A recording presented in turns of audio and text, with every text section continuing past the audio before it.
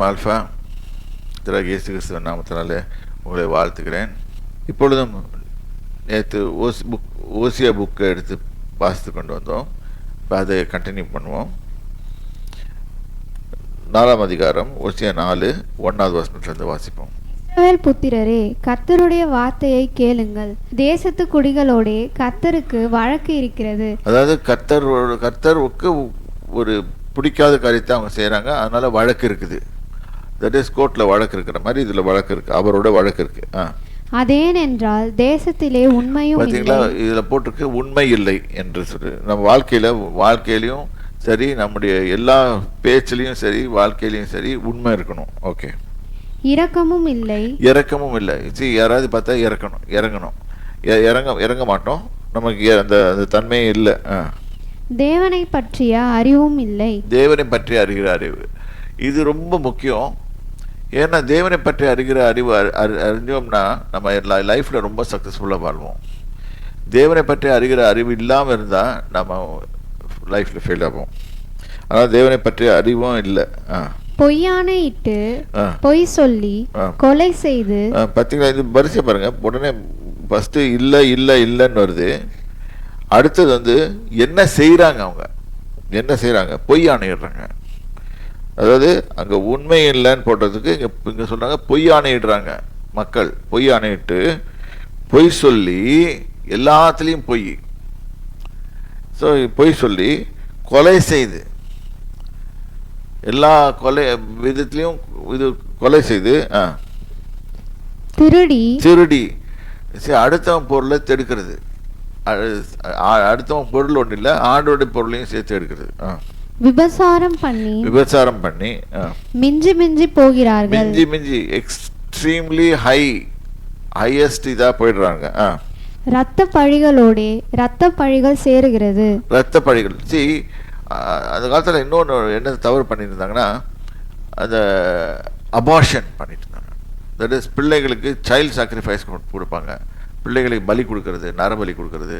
அதுவும் இல்லாமல் அபார்ட் பண்ணுவாங்க. அது இந்த காலத்தில் கூட ரொம்ப நல்லா இருக்குது. ஏன் உலகத்தை கர்த்தர் தண்டிக்கிறாருன்னு சொன்னால் அது அவருக்கு பிடிக்காதது, அபார்ட் பண்ணுறது. ஸோ ஒரு ஆண்டவர் ஒரு பிள்ளையை பூமிக்குள்ளே அனுப்புகிறாரு. இதோட காரியம் இதுன்னு சொல்லிட்டு அனுப்புகிறாரு. இவங்க அதை டெர்மினேட் பண்ணுறாங்க. அந்த பிள்ளைய டெர்மினேட் பண்ணி, அந்த டெர்மினேட் பண்ண உடனே அந்த பிள்ளையோட ரத்தம் போய் ஆபேலின் ரத்தத்தை போல் ஆண்டவரை நோக்கி கூப்பிடுது. நீங்கள் தானே என்னை அனுப்பிச்சிங்க பூமிக்குள்ளே, என்னை கொண்டுட்டாங்களே. இப்போ அந்த பிள்ளைக்கும் அவர் பதில் சொல்லி ஆகணும். நல்லா கவனிச்சுக்கோங்க, பிள்ளைக்கும் அவர் பதில் சொல்லி ஆகணும். தயவுசெய்து இந்த தவறை செய்யாதீங்க. நிறைய பேர் இந்த மாதிரி கிறிஸ்தவ உலகத்தில் செய்கிறாங்க. இது ரொம்ப தவறு. இதுக்கு சப்ப கட்டிட்டு நிறைய பாஸ்டர்மாரும் வராங்க. இதெல்லாம் it is against the word of God. Okay. இரத்தப்பழிகளோடு இரத்தப்பழிகள் சேர்கிறது. ஸோ ரெண்டாவது இன்னொரு இரத்தப்பழி என்னன்னா, பொய் சொல்கிறது. பொய் சாட்சி சொல்லி ஒருத்தனை கொலைக்கு தள்ளுறது, அவனை தூக்குக்கு தள்ளுறது. இல்லாட்டி ஒருத்தனை தூக்கில் போடணுன்னா ஏதாவது ஒன்று சொல்லி அவனை வீண் பழிப்பாங்க. இப்போ ஏசுநாதர் மேலேயே ஒரு பழி போட்டாங்க. சரி, அது மாதிரி இப்போ வீணான அது ஒரு இரத்தப்பழி தான். இரத்தப்பழிகளோடு இரத்தப்பழிகள் சேர்கிறது. சேர்ந்தோடனே ஒன்ஸ் இது எக்ஸசிவ் ஆன உடனே என்ன ஆகுனா, பூமி இதை வந்து ரிப்பல்ஸ் பண்ணிடும். அதாவது ரிப்பல்ஸ்னால் தள்ளி விட்டுடும், வேணாம் எனக்கு அப்படின்ற. அப்போ தான் கொடிய காரியங்கள் நடைபெறும். கொடிய காரியங்கள்னால் இந்த சுனாமி, எர்த்குவேக்கு, இது மாதிரி நிறைய காரியங்கள் நடைபெறும். ஸோ இப்போ வந்து பாருங்கள், இரத்தப்பழிகளோடு ரத்தம் செய்கிறது. இது நிமித்தம் தேசம் புலம்பும். தேசம் புலம்பாது, தேசத்தில் இருக்க மக்கள் புலம்புவார்கள். அதில் குடியிருக்கிற அனைவரோடும் கூட மிருக ஜீவன்களும் ஆகாயத்து பறவைகளும் தோய்ந்து போகும். பார்த்தீங்களா, அது கூட நம்மளோட எஃபெக்ட். இப்போ ஆதாம் பாவம் செய்த உடனே அந்த இருக்கிற மிருக ஜீவன்களும் சபிக்கப்பட்டு போச்சு. அதே மாதிரி நம்ம செய்ய ஒவ்வொரு பாவத்தின் நிமித்தமும் நம்மளோட கூட மிருக ஜீவன்களும் சபிக்கப்பட்டு போவோம். இது நிறைய இந்த விச் கிராஃப்ட் உள்ள வீடுகளெல்லாம் பார்த்தீங்கன்னா அது அனிமல்ஸ் தான் வச்சு கண்டுபிடிக்கலாம்.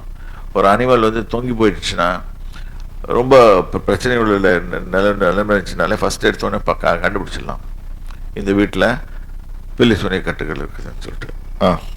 கடலின் மச்சங்களும் வாரிக்கொள்ளப்படும். கடலின் மச்சங்களும் வாரிப்படும். மீன் மீன் பிடிக்க போனா மீன் கிடைக்காது.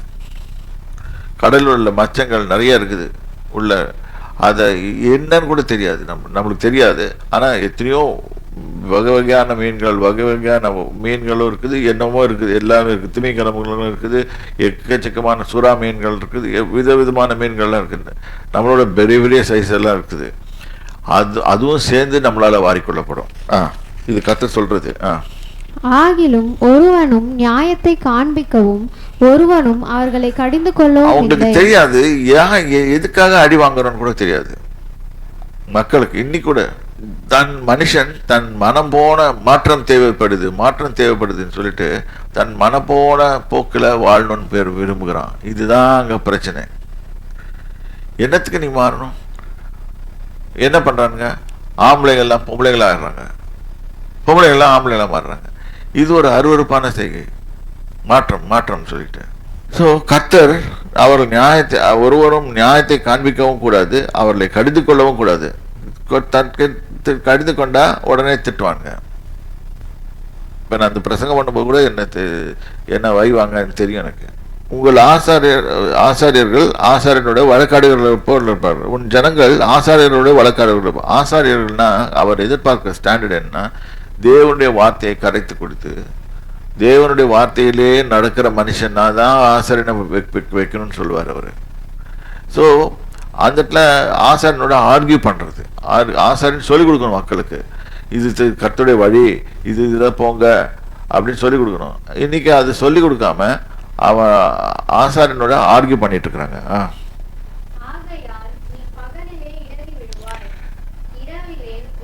கூட தீர்க்கதரிசியும் இடறி விழுவான். நல்லா கவனிச்சுக்கோங்க. பகலிலே நீ இடறி விடுவாய், நீ இடறி விழுவ. ரெண்டாவது, உன்னை நடத்தி நீ தப்பு செய்யற போது கர்த்தர் உன்னோடு இருக்கிறான்னு சொல்லி பொய் தீர்க்கதரிசனம் சொன்னானே, அவனும் சேர்ந்து போவான். இல்லாட்டி சும்மா இருக்கிற ஆத்மாக்களை சஞ்சலப்படுத்துவானே, நீ செத்து போயிடுவ, நீ இப்படி பண்ணுவ, தீர்க்கதரிசனமான வேற வாரம் இருக்குதுன்னு சொல்லி இதை அடிச்சுக்கிட்டு தங்களே அட்வர்டைஸ்மெண்ட் கொடுத்துட்டு உட்காந்துட்டு இருக்காங்களே அவனுங்களை. ஸோ உன் தீர்க்கதரிசியும் விடுவான், தீர்க்கதரிசியும் சேர்ந்து அடி வாங்குவான். தீர்க்கதரிசி நல்லா இருக்கணும்ல, ஏன் தீர்க்கதரிசி நல்லா இல்லை? அடி வாங்குறான். ஏன்னா அவன் தவறாக செய்தான். அதனால உன் தாயை நான் சங்காரம் பண்ணுவேன் அப்படின்னா உன் தேசத்தை அடிப்பேன். இதுதான் கர்த்தர் சொல்றதுக்கு. கர்த்தருக்கு ஏன் இந்த கோபம்? ஏனென்றால் 6வது வசனம், என் ஜனங்கள் அறிவில்லாமையினால் சங்காரமாகிறார்கள். என் ஜனங்கள் அறிவில்லாமையால் சங்காரமாகிறார்கள். என்னைக்கு அறிவுனா தேவனை பற்றி அறிகிற அறிவு. இது நான் இப்படி செய்தா கர்த்தருக்கு பிடிக்கும், நான் இப்படி செய்தேன்னா கர்த்தருக்கு பிடிக்காது. இது நல்லா புரிஞ்சுக்கணும். ஸோ அறிவில்லாமல் சங்காரமாகிறார்கள். நீ அறிவை வெறுத்தாய். கர்த்தரை பயப்படுதலையும் இது இப்படி நடந்தால் கர்த்தருக்கு பிடிக்கும்ன்ற காரியம் உனக்கு பிடிக்கல, நீ அதை வெறுத்த. நிறைய பாவத்தோட பாவம் சேருது. ஸோ அது நீ அறிவை வெறுத்த. நீ அறிவை வெறுத்தாய், ஆகையால் நீ என் ஆசாரியனாய் இராதபடிக்கு நானும் உன்னை வெறுத்து விடுவேன். பார்த்தீங்களா? அது இந்த தண்டை இது ஆசாரியனுக்கு சேர்த்து தான் விடுவது. ஆசாரியன்னா கர்த்தரை பற்றி நல்லா தெரிஞ்சிருக்கிறவன், அப்பதான் அவன் தான் ஆசாரியன்னு அழைக்கப்படுவான். ஆனா இவனையும் தள்ளி விடுவேன்றாரு. நீ உன் தேவனுடைய வேதத்தை மறந்தாய், ஆகையால் நானும் உன் பிள்ளைகளை மறந்து விடுவேன். இன்னைக்கு நமக்கு மேஜர் திங் என்ன தெரியுமா? பெரிய problem. we don't know what God wants us to do. கர்த்தர் எதை நம்ம கிட்ட கேட்கிறாரு, இந்த காரியத்தை நாம் புரிந்து கொள்ள வேண்டும். கர்த்தர் நீதியும் நேர்மையுமா வாழ சொல்றாரு. அன்னைக்கு நமக்கு தெரியாது. அதாவது படிச்சோம்ல, அது மாதிரிதான். ஒன்று, தேவநாயக கர்த்தரிடத்தில் முழு இதயத்தோடும் முழு ஆத்மாவோடும் முழு பலத்தோடும் அன்பு கூறுவாயாக. இது பிரதான கற்பனை. அப்புறம் ஒன்றில் அன்பு கூறுறதில்ல, பிறனிடத்தில் அன்பு கூறாது. இது ரெண்டுத்துலையும் எல்லாத்தையும் அடங்கி போயிடுது. தெரியாது எப்படி அவர்கிட்ட அன்பு கூறுறதுன்னு தெரியாது. நம்ம இஷ்டப்படி நடப்போம். என் வழியில தான் நடப்பேன், எனக்கு இஷ்டம். நான் மொபைல் ஃபோன் எடுத்துட்டு வைக்க மாட்டேன். நான் இதை எடுத்துட்டு நான் வைக்க மாட்டேன், நான் பாட்டுக்கு பார்த்துக்கிட்டே இருப்பேன், கண்ட படங்களை பார்ப்பேன். இதெல்லாம் கர்த்தருக்கு பிடிக்காத காரியம். ஏனென்றால் கர்த்தர் உன்னை பரிசுத்தமாக வாழணும்னு படைச்சிருக்காரு, நீ அசுத்தத்துக்கு போகிற. நேற்று கூட யாரோ வந்து சொல்லிட்டு இருந்தாங்க, கண்ட படத்தை பார்த்து வாலிப பசங்கள் மடிக்கிறாங்க. In fact let me tell you openly, pornography இது கழவனும் பார்க்குறான், சின்னவனும் பார்க்குறான். இது கிளீனாக மொபைல் ஃபோன்லேயே வந்துடுது. இது ஒரு பெரிய பில்லியன் 6 அந்த காலத்தில் நான் ஒரு புக்கில் படித்தேன் நான். இது 6 அந்த காலத்தில் $640 பில்லியன் இண்டஸ்ட்ரி. இன்றைக்கி எவ்வளோ $1 பில்லியன் இண்டஸ்ட்ரியோ தெரியல. இதை வச்சு மக்களை வழி தப்பி போக பண்ணுகிறது, கர்த்தரை விட்டு விலக்கி போக வைக்கிறது. இதில் அவர்கள் ரொம்ப முக்கியமானவர்களாக இருக்கிறார்கள். இந்த மாதிரி காரியத்தெல்லாம் இப்போ பண்ணி வச்சு தென் தட் இஸ் ஓவர் செக்ஸ்.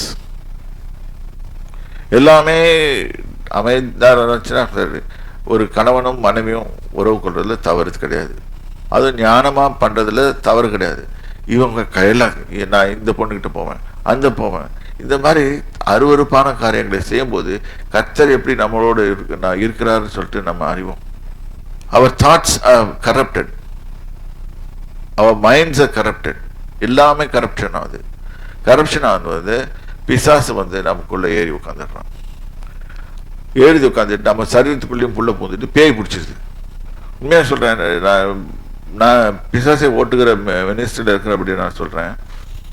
ரொம்ப பயங்கரமாக அடிக்ட் ஆகிறவங்க எங்கே இருக்காங்கன்னா போர்னோகிராஃபி.